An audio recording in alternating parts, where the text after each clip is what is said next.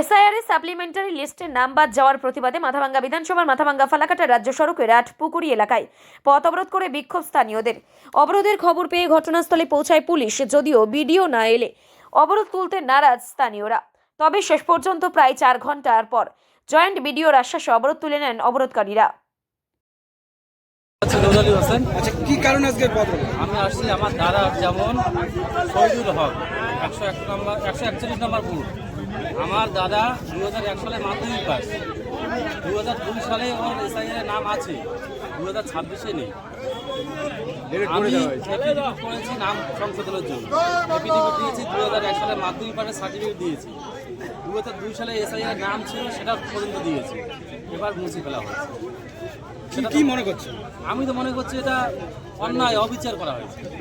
এটা হয় না কখনো। 2001 সালে যে ব্যক্তিটা মাধ্যমিক পাস করে, এটা 13টা ডকুমেন্টসের মধ্যে একটা আছে, এফিডেভিট দিয়েছি, 2002-এ নিজে এসআইআর হয়েছে, তারপরে 2026-এ তারপরে কি করে ডিলিট করলো? কি করে এটা বাতিল কি করে? এটা তো অবিচার। মানে আমার কাছে পুরো ডকুমেন্ট আছে, এই 2026-এ মুছে ফেলা হয়েছে, অথচ 2002 সালে নাম রয়েছে। এবার হয়েছে কি, নামটা ছিল শহীদুল হক, আগে ছিল শহীদুল মিয়া, পরে করানো হয়েছে শহীদুল হক। এবার নির্বাচন কমিশনারকে আমরা তথ্য দিয়ে তো নামটা চেঞ্জ করেছি, কখনো তো আমরা নিজের হাতে করিনি, ডকুমেন্টস দিয়েছি তারপরে চেঞ্জ করেছি। এবার তারপরে 2001 সালে মাধ্যমিক পাস ক্যান্ডিডেট, মাধ্যমিক পাস 2001 সালে। এখন কি চাইছেন? এখন আমি চাচ্ছি পুনরায় নির্বাচন কমিশন নামটা তুলুক, যেভাবে হোক তুলতেই হবে। এই ব্যক্তিটাকে এইরকম অনেক ব্যক্তি আছে, হ্যাঁ, যেমন আমারটা না, যারা বলতে পারে না তাদের ব্যাপারটা আলাদা, যারা বলতে পারে তাদের তো শুনতে হয়। আপনারা কি অনিশ্চয়তার মধ্যে আছেন, আতঙ্কের মধ্যে আছেন? একদম আতঙ্ক, এটা হয় না কখনো।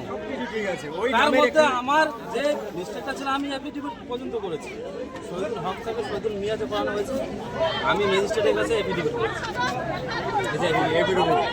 তাহলে তদন্ত করা হয়নি নিশ্চয়, আমরা কি মনে করি এটা কি কারণে হবে? আমরা জবাব চাই। পুরোটাই চক্রান্ত, এটা তো চক্রান্তই মনে হচ্ছে, এটা পুরোটাই চক্রান্ত। এখানে জবাব দিতে হবে, ইলেকশন কমিশনকে জবাব দিতে। বিষয়টা হচ্ছে রুইডেমা জিপি বিশেষ করে টার্গেট করে সংখ্যালঘু বুথগুলোকে বেছে বেছে বেছে বেছে আমাদের বৈধ ভোটারকে অবৈধ বানা হয়েছে। আমার দীর্ঘদিন যাবত এখানে বাসিন্দা, আমরা 50 বছর, 60 বছর, 70 বছর বয়স আমাদের। আমরা অনেক দিন থেকে জীবনযাপন করে আসছি এই অঞ্চলে। স্থান এখানে আমাদের এই বাজার চত্বরটা আমাদের পাশে বেছে বেছে টার্গেট করে বিশেষ করে সংখ্যালঘু ভোটগুলোকে বেছে বেছে ডিলিট করাইছে। আমরা বৈধ ভোটার, দীর্ঘদিন যাবত আমাদের ভোট দিয়ে আসছি, আমাদের ভোটে নির্বাচিত হয়েছে প্রধানমন্ত্রী। সে যদি বৈধ হয়, আমরা কি করে অবৈধ হইলাম? তাহলে প্রধানমন্ত্রী অবৈধ, তাহলে প্রধানমন্ত্রী পদত্যাগ করুক, তবেই তো আমরা অবৈধ বলে মানিয়ে নেব।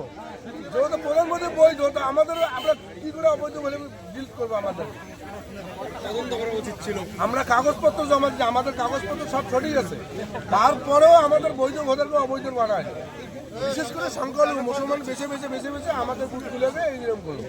যেমন আমাদের 91 নং বুথের 109 জন বেছে বেছে করছে, মার নাম আছে, বাচ্চাদের নাম নাই। এক ফ্যামিলি আমার চাচি, তার নামটা আছে, তার ফ্যামিলিতে 9টা ভোট, একটা ভোট আছে, বাকি 8টা ভোটই ডিলিট করছে। আমার ফ্যামিলিতে বেছে বেছে 7টা ভোট ডিলিট করছে। আমার নাম সিরাজুল মিয়া, আমার স্ত্রীর নাম আছে, আমার নাম আছে, আমার ছেলের নাম ডিলিট হয়েছে। এভাবে আমার দাদার নাম আছে, দাদার যেহেতু ভোটার অধিকার এখানে আছে, তার ছেলে নিয়ে বেছে বেছে ডিলিট করা হয়েছে। কোনো পরিকল্পনাভাবে এই কাজগুলো করে নির্বাচন কমিশন করছে। নির্বাচন কমিশন আমরা ধিক্কার জানাই, যতক্ষণ মধ্যে সুষ্ঠুভাবে আমাদের ভোটার লিস্টে নাম উঠে নেই, ততক্ষণ পর্যন্ত আমরা পথ করে চলে যাবো। ভোটার লিস্টে নাম উঠবে তবে ভোট করতে দিব, না হলে আমরা ভোট বয়কট করবো, ভোট করতে দিব না। এই চক্রান্ত করে এই কাজটা করছি, টোটাল চক্রান্ত করে এই কাজটা করছি। টোটাল রুইডেঙ্গা জিপিতে 763 জনকার নাম বেছে বেছে টার্গেট করে সংখ্যালঘু ভোটগুলো করে এরকম করছে, সব সংখ্যালঘু ভোট।